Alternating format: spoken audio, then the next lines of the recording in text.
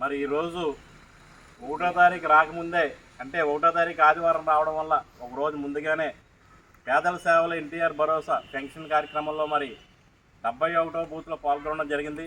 మండల అధ్యక్షులు మరి పాముల రజనీ కుమార్ గారితో పాటు మా బూత్ కన్వీనర్లు, మా టీడీపీ నాయకులు, కార్యకర్తలతో కలిసి ఈరోజు ఈ పెన్షన్ డిస్ట్రిబ్యూషన్ కార్యక్రమంలో పాల్గొనడం జరిగింది.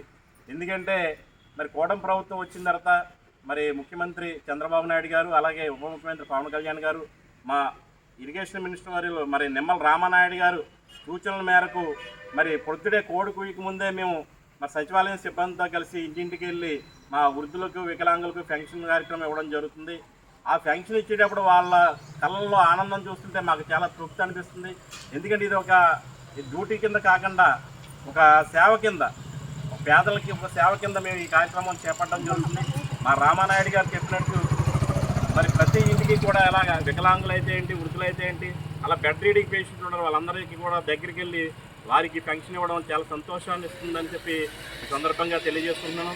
అంతేకాకుండా మరి రామానాయుడు గారు చెప్పిన విధంగా మరి వృద్ధులకి, వికలాంగులకి, వృద్ధులకి అలాగే మరి వితంతులకి 4,000 రూపాయల చొప్పున మరి సంవత్సరానికి 48,000 రూపాయలు, అలాగే 5 సంవత్సరాలకి 2,70,000 రూపాయలు ఇవ్వడం జరుగుతుంది.